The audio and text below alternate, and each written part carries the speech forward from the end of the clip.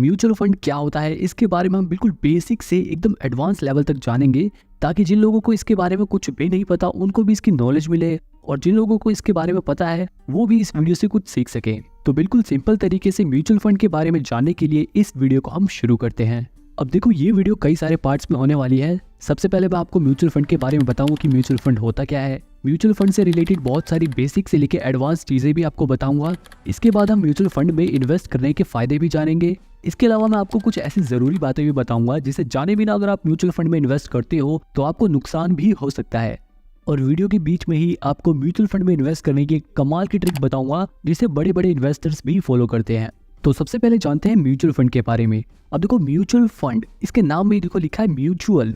Mutual का मतलब होता है बहुत सारे लोगों का मिलाया हुआ, फंड मतलब पैसा। तो म्यूचुअल फंड क्या हुआ, बहुत सारे लोगों का पैसा। तो ये तो इसकी हिंदी हो गई, लेकिन इसका मतलब क्या हुआ। देखो, म्यूचुअल फंड क्या है, एक इन्वेस्टमेंट ऑप्शन है जिसमें बहुत सारे लोग अपने पैसे एक फंड में इन्वेस्ट करते हैं।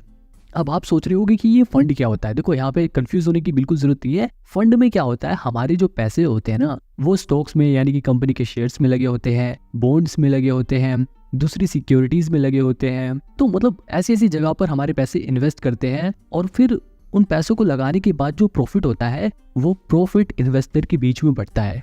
तो अगर आपसे कोई म्यूचुअल फंड के बारे में पूछे या आप किसी को अगर म्यूचुअल फंड के बारे में बताओगे तो सिंपली बस इतना कहना है कि म्यूचुअल फंड एक ऐसा इन्वेस्टमेंट ऑप्शन है जिसमें बहुत सारे लोग अपना पैसा मिलाते हैं और उस पैसे को एक फंड मैनेजर इन्वेस्ट करता है।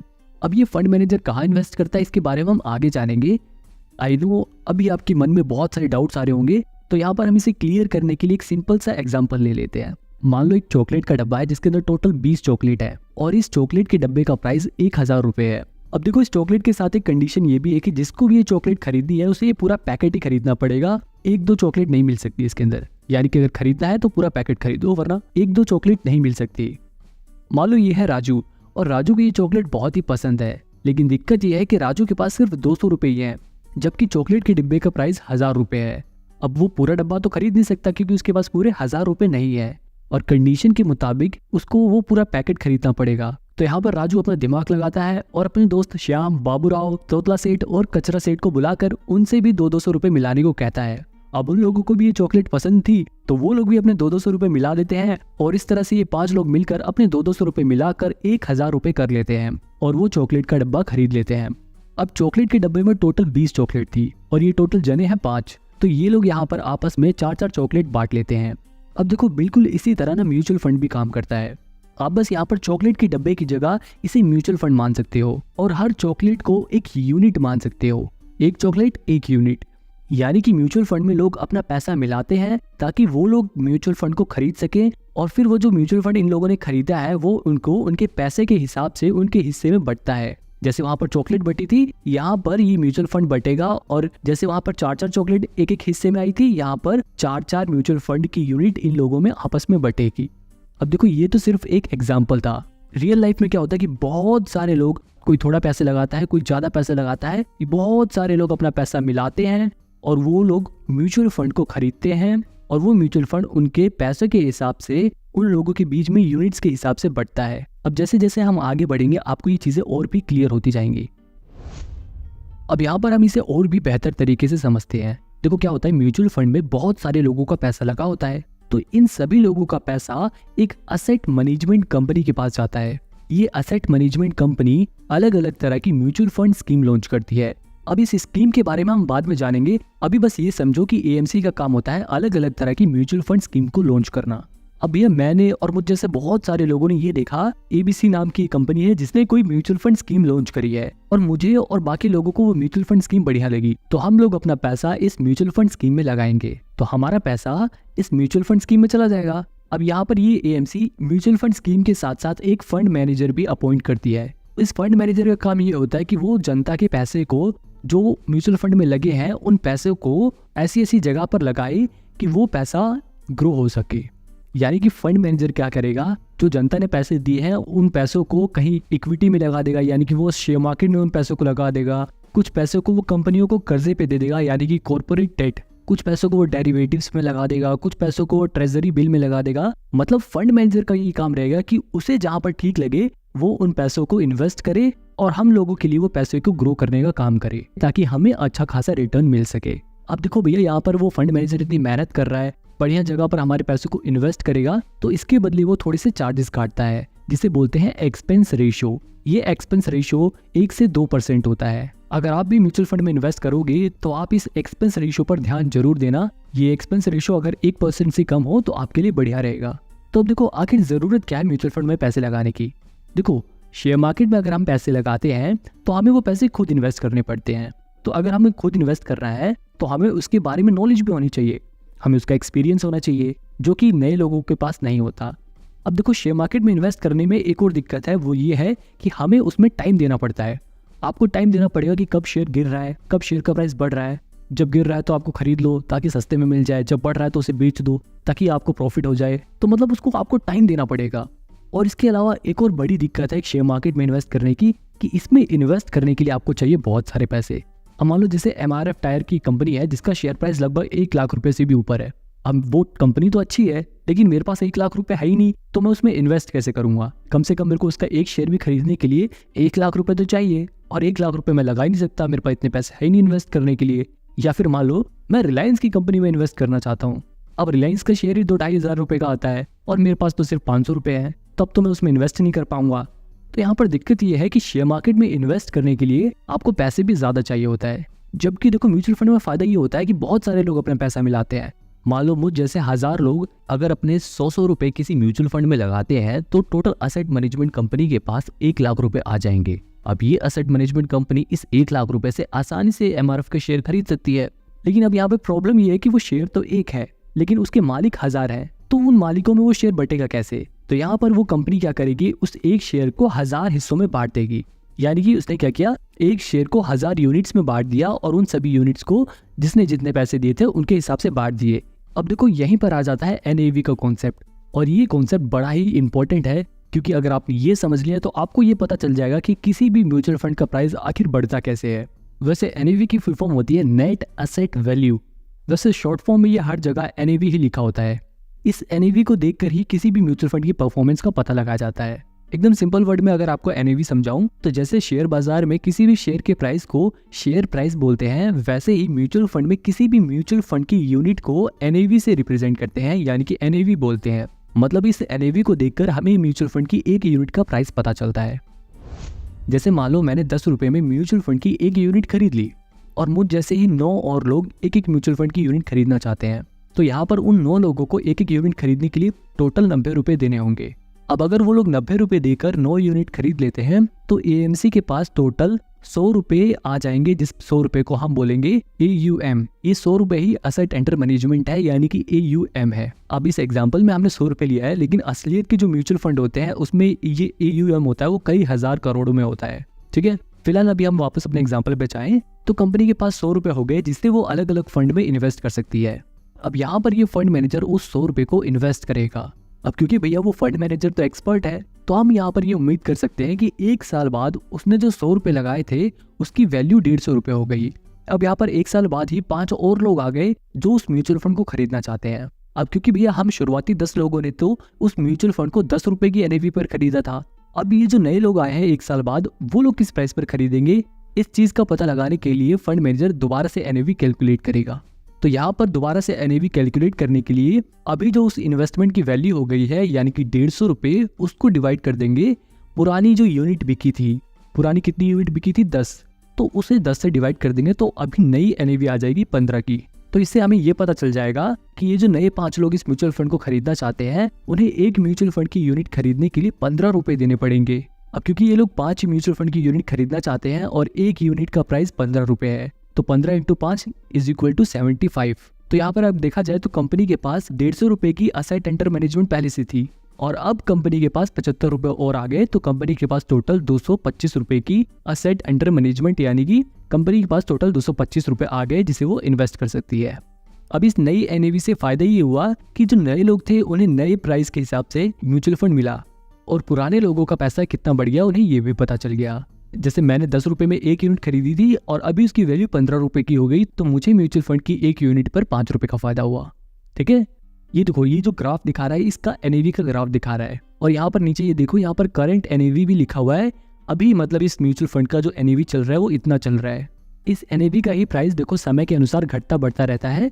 अगर कंपनी अच्छा परफॉर्म करती है तो NAV का प्राइस बढ़ेगा, बेकार परफॉर्म करती है तो NAV का प्राइस घटेगा।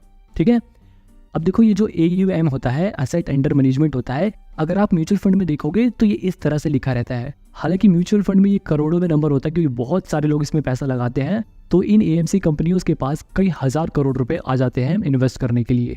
तो भैया ये सब तो समझ आ गया कि म्यूचुअल फंड होता क्या है, उसके सभी टर्म्स भी हमें समझ आ गई। लेकिन भाई म्यूचुअल फंड में इन्वेस्ट करने का फायदा क्या है, आखिर क्यों इन्वेस्ट करें हम? तो एक बार हम इसके फायदे भी जान लेते हैं। चाहे आप म्यूचुअल फंड में इन्वेस्ट करो या ना करो, आपको इसके फायदे जरूर पता होने चाहिए। देखो, सबसे पहला फायदा होता है डाइवर्सिफिकेशन इन लेस मनी। जैसा कि मैंने आपको ऊपर एग्जांपल में बताया था कि राजू के पास कम पैसे थे, जिसकी वजह से वो डायरेक्ट शेयर मार्केट में इन्वेस्ट नहीं कर पा रहा था उस कंपनी के शेयर में, जबकि जब उसने म्यूचुअल फंड में इन्वेस्ट किया तो बहुत सारे लोगों ने अपना पैसा मिलाया। आप जैसे 1 लाख लोग अपने हजार रुपए जब किसी म्यूचुअल फंड में लगाएंगे तो AMC के पास टोटल 10 करोड़ रुपए हो जाएंगे। अब ये AMC इस 10 करोड़ रुपए से जितने चाहे उतने MRF के भी शेयर खरीद सकती है, रिलायंस के भी शेयर खरीद सकती है, टाटा के भी शेयर खरीद सकती है, रेलवे के भी शेयर खरीद सकती है। मतलब ऐसे वो कई सारी जगह अपने पैसे लगा सकती है, क्योंकि उसके पास थोड़ी थोड़ी करके ही पैसे बहुत सारे हो गए हैं। तो यानी कि आपने भले ही पैसे कम लगाए हैं, लेकिन आपके पैसे कई जगह लगे पड़े हैं। अब इस डाइवर्सिफिकेशन का यानी कि कई जगह पैसे लगे होने का फायदा ये होता है कि मान लो कोई एक कंपनी का शेयर बेकार परफॉर्म कर देता है, कोई एक कंपनी बढ़िया परफॉर्म नहीं कर पाती, लेकिन दूसरी कंपनी अच्छा परफॉर्म करती है, तो इस वजह से जो आपका रिटर्न है वो बैलेंस हो जाएगा। जबकि मान लो आप अपने सारे पैसे डायरेक्ट किसी एक कंपनी में इन्वेस्ट कर देते, तो अगर वो कंपनी अच्छा परफॉर्म करती तब तो ठीक है, लेकिन अगर वो कंपनी बेकार परफॉर्म करती तो आपके सारे पैसे डूब जाते। जबकि म्यूचुअल फंड में आपका पैसा डाइवर्सिफाई हो रखा है, जिसकी वजह से आपके पैसे डूबने के चांसेस कम होते हैं। अब हालांकि शेयर मार्केट में भी आप अपने पैसे डाइवर्सिफाई कर सकते हो, लेकिन इसके लिए आपको नॉलेज चाहिए, टाइम चाहिए और एक्सपीरियंस चाहिए। जबकि म्यूचुअल फंड में इन्वेस्ट करने का यही फायदा है कि वहां पर आपको एक एक्सपर्ट फंड मैनेजर मिल जाता है जो उस काम में एक्सपर्ट है, उसने उसी चीज की पढ़ाई कर रखी है, उसके पास उसी चीज का एक्सपीरियंस है, तो वो हमसे बेहतर उस कंपनी में पैसे लगा सकता है। तो ज्यादा चांसेस ये है कि वो हमसे बेहतर इन्वेस्टमेंट कर सकता है। तो एक तो ये फायदा हो जाता है कि वहां पर एक्सपर्ट रहता है। इसके अलावा एक और म्यूचुअल फंड का फायदा ये होता है कि आपको बार बार ट्रांजैक्शन नहीं करनी पड़ती। मतलब अगर आप शेयर मार्केट में इन्वेस्ट करते हो तो क्या होता है, जब किसी कंपनी का शेयर प्राइस गिरता है तो हम लोग उस शेयर को खरीद लेते हैं ताकि हमें वो शेयर सस्ते में मिल जाए, और जब उस कंपनी का शेयर प्राइस बढ़ने लगता है तो हम उसे बेच देते हैं ताकि हम उसे महंगे में बेचकर प्रॉफिट कमा सके। लेकिन अब कंपनी का शेयर प्राइस कब गिर जाए कब बढ़ जाए हमें नहीं पता, और हो सकता है कि कंपनी का शेयर प्राइस साल में कई बार गिर जाए बढ़ जाए। तो यहाँ पर अगर हम शेयर मार्केट में इन्वेस्ट करते हैं तो हमें बार बार उसे सेल करना पड़ेगा, बाय करना पड़ेगा। जबकि म्यूचुअल फंड में हमें ये नहीं करना, हमारा वो काम वो एक्सपर्ट करेगा, हमें बार बार शेयर खरीदने बेचने की कोई झंझट नहीं पालनी, वो खुद ही ये काम करेगा। इसके अलावा एक और बढ़िया फायदा है म्यूचुअल फंड का कि इसमें आप ऑटोमेटिक UPI मैंडेट सेट कर सकते हो, जिसके बाद ऑटोमेटिकली आपके अकाउंट से हर महीने जितना आपने अमाउंट फिक्स किया होगा वो अमाउंट हर महीने खुद ही कट जाएंगे और वो पैसे म्यूचुअल फंड में इन्वेस्ट हो जाएंगे। मतलब आपको कोई टेंशन नहीं लेनी, आपका पैसा अपने आप ही कटेगा और वो म्यूचुअल फंड में इन्वेस्ट हो जाएगा। ना आपको इन्वेस्ट करना, ना आपको इन्वेस्ट करने के लिए पैसे देने, ना आपको शेयर खरीदना और बेचना, ना आपको शेयर इन्वेस्ट करने के लिए उन्हें ढूंढने की जरूरत है। ये सारा काम आपका फंड मैनेजर खुद ही करेगा। अब मान लो अगर किसी महीने आपके अकाउंट में पैसे नहीं है और आप वो SIP नहीं दे पाते तो क्या होगा, तब भी कुछ नहीं होगा, आपके ऊपर कोई पेनल्टी वगैरह नहीं लगेगी। ठीक है, अब देखो भैया फायदे तो है म्यूचुअल फंड में इन्वेस्ट करने के लिए, लेकिन कुछ नुकसान भी है और ये जानना बहुत ही जरूरी है। अब देखो सबसे बड़ी डिसएडवांटेज ये है कि यहाँ पर आपको एक्सपेंस रेशियो पे करना पड़ता है 1 से 2% का, जबकि अगर आप खुद शेयर मार्केट में इन्वेस्ट करते हो तो आपको वो एक्सपेंस रेशियो पे नहीं करना पड़ता। आपको भले ही 1-2% कम लग रहा हो, लेकिन लॉन्ग टर्म में यानी कि लंबे समय में अगर देखा जाए तो इस 1-2% से ही बहुत फर्क पड़ता है। इसके अलावा एक और जो सबसे बड़ी डिसएडवांटेज है ना, हो सकता है कि आपकी रिस्क टेकिंग एबिलिटी कुछ और हो। मान लो अभी आप यंग हो और आप अपने पैसे से रिस्क ले सकती हो, तो आप शेयर मार्केट में पैसा लगाकर जहाँ पर थोड़ा ज़्यादा रिस्क है वहाँ पर अपने पैसे लगाकर म्यूचुअल फंड से कहीं ज़्यादा रिटर्न कमा सकते हो। जबकि म्यूचुअल फंड में क्या है कि अगर आपने पैसे लगा दिए तो वहाँ पर वो फंड मैनेजर ही डिसाइड करेगा, वो वहाँ पर अपने हिसाब से बेस्ट डिसीजन लेगा। हो सकता है वो ऐसी कंपनियों में पैसे लगा दे जो रिस्की कम हो, भले ही वहाँ से रिटर्न कम मिले। एक और जो म्यूचुअल फंड की डिसएडवांटेज है वो ये है कि आप म्यूचुअल फंड से ज़्यादा रिटर्न शेयर मार्केट में कमा सकते हो। भले ही शेयर मार्केट में रिस्क ज़्यादा है, लेकिन अगर आप वहाँ पे टाइम देते हो तो आप ब्लू चिप कंपनियों में अपने पैसे लगाकर, जिनका बिजनेस एकदम सेट हो चुका है, ऐसी कंपनियों में अपना पैसा लगाकर भी लंबे समय में अच्छा खासा रिटर्न कमा सकते हो बिना कुछ एक्सपेंस पे किए हुए। अब आपको म्यूचुअल फंड क्या होता है ये पता चल गया, म्यूचुअल फंड के फायदे और नुकसान ये भी पता चल गए। अब देखो म्यूचुअल फंड भी ना कई तरह के होते हैं। सबसे पहले आता है इक्विटी फंड, दूसरा होता है डेट फंड और तीसरा होता है हाइब्रिड फंड। अभी जो इक्विटी फंड है ना, इस तरह के म्यूचुअल फंड में कंपनी का 65% से ज्यादा पैसा इक्विटी में लगा होता है। यहाँ पर इक्विटी का मतलब ये है कि जो फंड मैनेजर होगा ना, उसने इस म्यूचुअल फंड का 65% से ज्यादा पैसा इक्विटी में इन्वेस्ट कर रखा होगा, यानी कि स्टॉक मार्केट के जरिए उसने कंपनी के शेयर्स में इन्वेस्ट किया होगा। अगर वो कंपनी अच्छा प्रॉफिट करेगी तो अच्छा रिटर्न मिलेगा, लेकिन अगर वो कंपनी बेकार परफॉर्म करेगी तो रिटर्न भी थोड़ा बेकार हो सकता है। इसीलिए जो इक्विटी फंड होता है उसमें रिस्क ज्यादा होता है, लेकिन इसमें रिटर्न भी सबसे ज्यादा मिल सकता है।